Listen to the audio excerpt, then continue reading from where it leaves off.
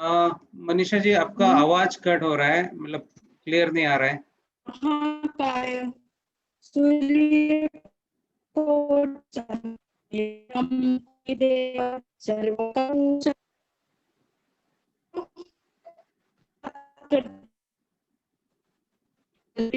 Minute जरा।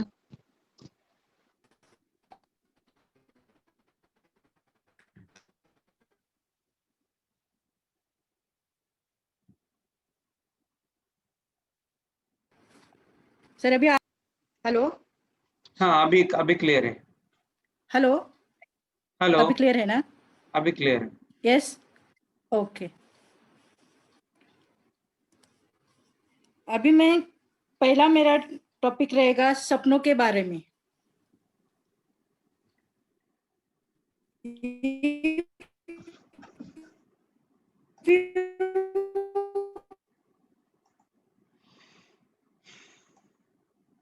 Can dream it sir. Hello Shailesh sir. Yes yes, मैंने hello. Screen, हाँ आ रहा है आवाज, आपका नहीं स्क्रीन दिख रहा है। स्क्रीन, यस, नहीं स्क्रीन मुझे नहीं दिखाई दे रहा है सर। आपका नेटवर्क इशू की वजह से आपको दिखाई नहीं रहा है। मैंने इफ यू कैन ड्रीम का स्लाइड दिखा रहा हूँ।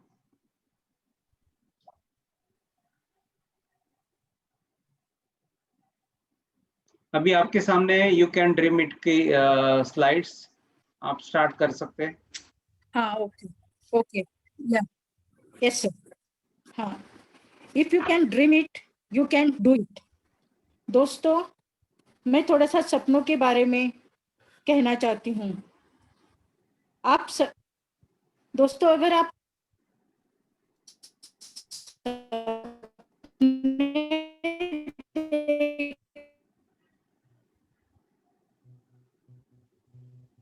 देखते हैं तो वो यानी कि what are a beautiful home, diamond jewellery, extra income, more spare time, best education for children, vacations abroad, family security या रिकॉग्निशन।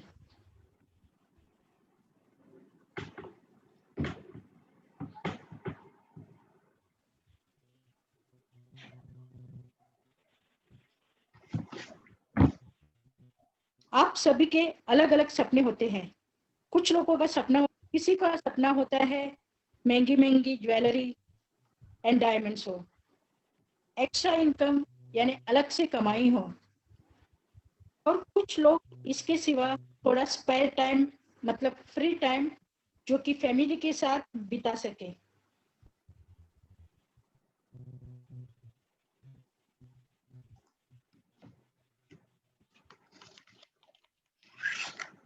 कोई चाहता है कि कुछ लोग घूमना पसंद करते हैं और ओवरऑल लोग चाहते हैं कि फैमिली सिक्योरिटी या फिर अपनी पहचान।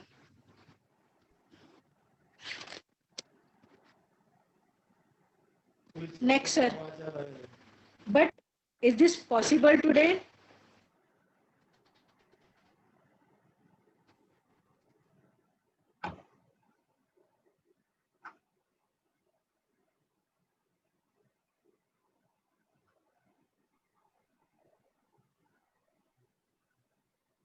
ये आपका आवाज नहीं आ रहा है मैडम।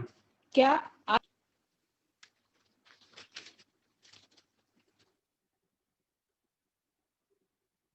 अभी जो स्क्रीन आ रहा है, but is this possible today?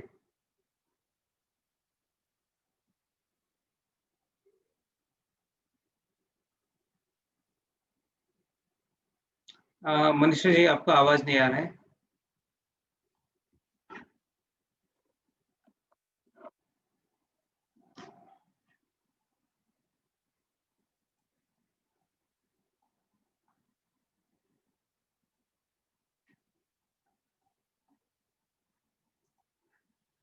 Manisha जी जब तक ज्वाइन होंगे तब तक अपने आप को जस्ट पूछना है, क्या आज का इस सिचुएशंस में ये पॉसिबल है?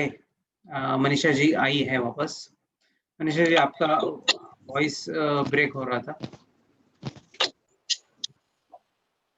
हाँ, ओके सर। हाँ, अभी आ रहा है, काफी अच्छा। But is this possible today? तो दोस्तों जवाब है यस। हमारे इनकम की पहुंच के बाहर होता है, क्योंकि जो हम कमाते हैं तो सब महीने के 20 तारीख तक खत्म हो जाता है, इसलिए हमारे सपने अधूरे रह जाते हैं, को कॉम्प्रोमाइज करना पड़ता है।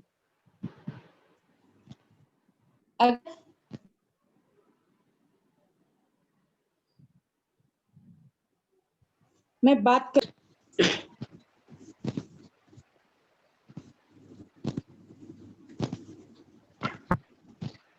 अगर मैं बात करूं स्पीड ऑफ इन्फ्लेमेशन की, तो 1940 में अपने एक्सपेंसेस क्या थे?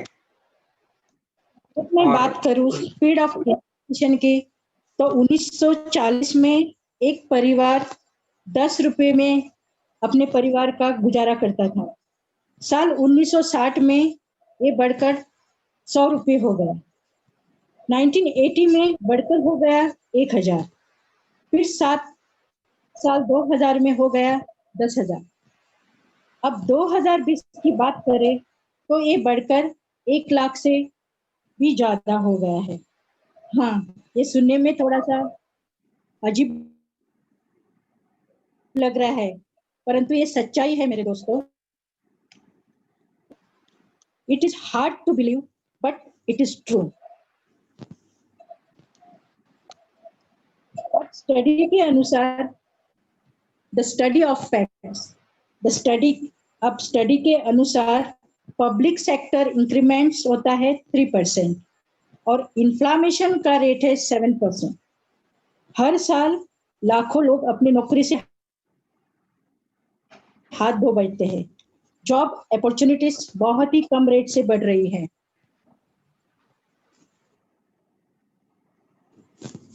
पिछले 5 सालों से इंटरेस्ट रेशियो का रिडक्शन रेट 33% आगे।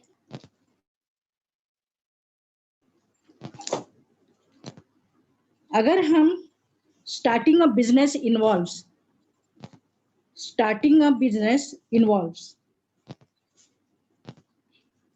अब देखते हैं आगे। अगर हम कोई भी बिजनेस स्टार्ट करना चाहते हैं तो हमें कैपिटल की जरूरत होती है, मतलब बहुत सारा टाइम देना पड़ता है, इंफ्रास्ट्रक्चर देखना पड़ता है और बिजनेस स्किल भी देखना पड़ता है।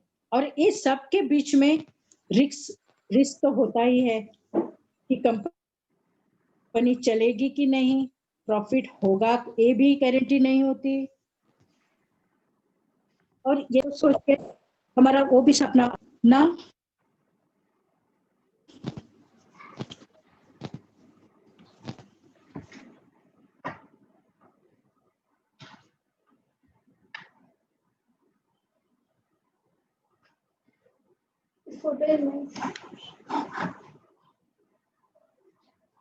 आपका आवाज नहीं आ रहा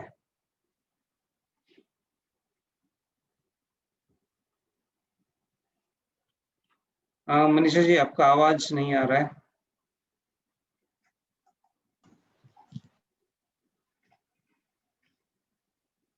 Now we are difference between traditional market and network marketing.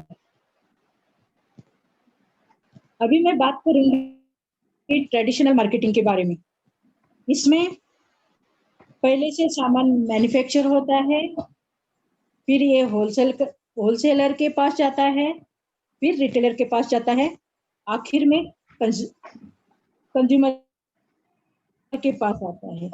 और कंज्यूमर को इस प्रोडक्ट की जानकारी एडवर्टाइजमेंट के द्वारा मिलती है, जिसमें भारी रकम एडवर्टाइज में ही चली जाती है। और इस सिस्टम में कंज्यूमर सिर्फ खर्च करता है, कमाता कुछ भी नहीं। क्योंकि आप तो देखते हो एडवर्टाइजमेंट में बहुत सारा पैसा खर्च हो जाता है। यानी कि अमिताभ बच्चन तेल बेच रहा है, शाहरुख खान जी फर्नीचर बेच रहे हैं, दीपिका पादुकोण जी लक्स बेच रही है, और इसमें उन्हें करोड़ों की कमाई होती है। अगर मैं आपको एक सवाल करती हूँ, क्या आपको लगता है कि ये सेलिब्रिटीज ये सामान यूज करते हैं? ये तो एक क्वेश्चन मार्क है मेरे लिए। आप जानो कि यस और नो, लेकिन मैं एक क्वेश्चन मार्क रखती हूँ। लेकिन हम उन्हें कमा के देते हैं, हम उनका प्रोडक्ट खरीदते हैं और वो लाखों करोड़ों में कमा के 1 मिनट का एडवर्टाइजमेंट करते हैं और निकल जाते हैं। और कस्टमर क्या करता है, कंज्यूमर क्या करता है, सिर्फ खर्चा करता है, कमाता कुछ भी नहीं है। लेकिन अगर मैं नेटवर्क मार्केटिंग की बात करूं, तो यहाँ पे प्रोडक्ट मैन्युफैक्चर होता है और सीधा कंज्यूमर के पास पहुंचाया जाता है, और जो डिस्ट्रीब्यूटर्स कंपनी को प्रमोट करते हैं वो पैसे कमाते हैं। यानी कि हम इस सिस्टम में कंज्यूमर न कि पैसे बचाता है बल्कि कमाता भी है, क्योंकि यहाँ एडवर्टाइज करने वाले हम खुद होते हैं, ना कि अमिताभ बच्चन, ना कि शाहरुख खान। तो जितना भी एक पैसा एडवर्टाइजमेंट में खर्चा होता था वो हमारी कंपनी हमें, यानी कि जो हम एडवर्टाइज करते हैं, प्रमोट करते हैं कंपनी के प्रोडक्ट्स को, तो उनमें बांटा जाता है।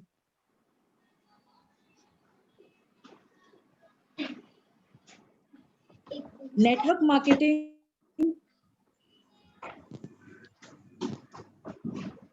इंटरनेशनल क्वालिटी के प्रोडक्ट्स बनाती है विथ 100% सेटिस्फैक्शन गारंटी के साथ। माय डियर फ्रेंड्स, अगर आप नेटवर्क मार्केटिंग करना चाहते हो तो आप बेस्ट कंपनी को चूज कर सकते हो। राइट कंपनी का चुनाव करने के लिए आपको अपनी कंपनी का मैनेजमेंट, प्रोडक्ट्स, प्लान और सिस्टम के बारे में जानकारी होनी चाहिए। अब मैं ऐसे ही एक कंपनी के बारे में चर्चा करना चाहती हूँ जो इंडिया में नंबर 1 कंपनी है, और अगर वर्ल्ड रैंकिंग की बात करूं तो ये कंपनी 30th रैंक पे है। और हाँ, उसका नाम है वेस्टिज।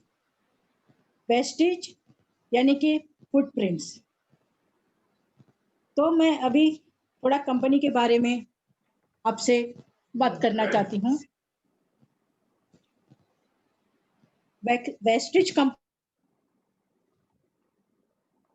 की शुरुआत 2 जून 2004 को 2007 हुई थी।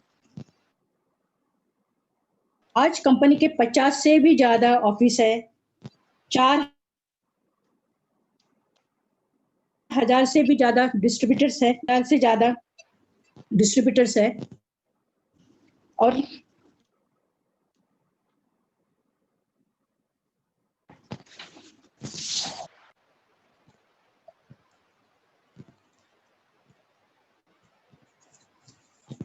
आपका आवाज नहीं आ रहा है निशा जी।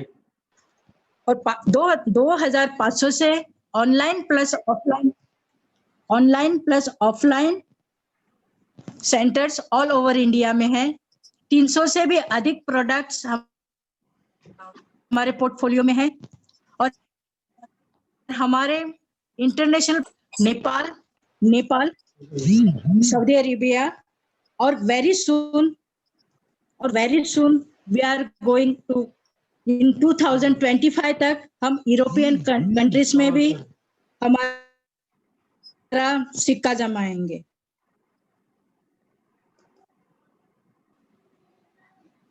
तो अच्छी है या नहीं ये आप सोच सकते हैं।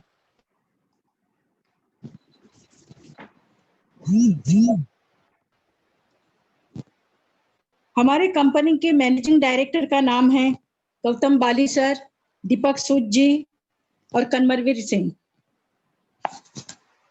भारत की number 1 multi level company marketing company है जिसका स्थान विश्व में टॉप 100 में है। टीम वेस्टिज एक सफल मैनेजमेंट है जो कि भारत में MLM के क्षेत्र में एक मजबूत सिस्टम चला रही है। सफल मैनेजमेंट ने कंपनी को भारत की टॉप MLM कंपनी बनाया है। हमारे सभी डायरेक्टरों का MLM इंडस्ट्री का कई सालों का अनुभव है। ऐसा नहीं कि आज ही आए और कंपनी चला रहे। हमारा विजन है लोगों की मदद करना एक ऐसे जीवन के लिए जिसमें वो न सिर्फ आर्थिक रूप से स्वतंत्र हो बल्कि अपनी शर्तों पर जीवन जिए। वेस्टिज में 1600 से भी ज्यादा 1 लाख रुपए महीने कमाते हैं। 125 से भी ज्यादा लोग BMW, Mercedes, Audi, Jaguar, range rover जैसी कारें ले चुके हैं। आगे चलते हुए हम कंपनी के ग्रोथ के बारे में देखते हैं। 2004 में कंपनी का टर्नओवर था सिर्फ 5 करोड़, 2006 में 10 करोड़, 2008 या 9 में 50 करोड़, 2011 में 89 करोड़, 2012 में 170 करोड़। 2020 में ये बढ़कर हो गया है 2300 crore. This is a proud moment for us. हमें गर्व होना चाहिए हमारी कंपनी के ऊपर कि ये दिन ब दिन हर साल ग्रोथ पे ग्रोथ कर रही है। अब बात ग्रोथ पे ग्रोथ कर रही है तो मैंने ये शॉर्ट में आपको कंपनी के बारे में बताया है, तो सोचती हूँ कि आपको समझ में आया होगा। और मैं यहाँ थोड़ा स्टॉप लेना चाहती हूँ क्योंकि मुझे मेरे जहन में एक स्टोरी मुझे बताना चाहती हूँ, अगर आप तैयार हो तो। मेरे दोस्तों, my dear friends, are you ready? Yes, yes, we are ready. Yes. So, एक 2 मिनट मैं 2 बात मिनट के करना बाद 1 मिनट है मैडम, 1-2 मिनट के बाद ये मीटिंग बंद होगी, हमें वापस उसी लिंक पे ज्वाइन करना है। हम वापस कनेक्ट होंगे और बैलेंस प्लान देखेंगे। आप कंटिन्यू करो। Yes sir. आप सब लोग जानते होंगे पक्षियों का राजा माना जाता है ईगल को, यानी कि बाज, गरुड़। मराठी में गरुड़, हिंदी में बाज और इंग्लिश में ईगल। दोस्तों, हमारी जिंदगी में कई ऐसे मौके आते हैं कि हमें परेशानियों का सामना करना पड़ता है। कई लोग जीवन में परेशानियों से संघर्ष करके आगे निकल जाते हैं और कई लोग हार मानकर खुद को जिंदगी के हवाले कर देते हैं। ऐसे में हमारी जिंदगी में कोई वजूद ही नहीं रहता। दुनिया उसको सलाम करती है जो अपना कलाम खुद लिखते हैं। ये हमारे साथ ही नहीं बल्कि कुदरत के ऐसे हर एक प्राणी के साथ होता है। अभी मैं उसी के बारे में बात करती हूँ जो मैं बात से जुड़ा आश्चर्यजनक लेकिन एक सत्य जिनसे हमें प्रेरणा मिलेगी। ईगल, आप लोगों को, बहुत से लोगों को मालूम होगा कि बाज लगभग 70 वर्षों तक जीता है, परंतु अपने जीवन में 40 साल आते आते उसे एक महत्वपूर्ण निर्णय लेना पड़ता है। इस अवस्था में उसको उसके तीनों अंग बेअसर होने लगते हैं। जैसे जैसे उनके साल कम होते जाते हैं तो उनके तीनों अंग बेअसर होने लगते हैं। पहला अंग है, बाज के पंजे लंबे और लचीले हो जाते हैं और उसे शिकार पर पकड़ बनाने के लिए वो कमजोर पड़ जाते हैं। दूसरा है चोंच। चोंच आगे की तरह मोड़ जाती है, इसलिए वह भोजन नहीं कर पाता।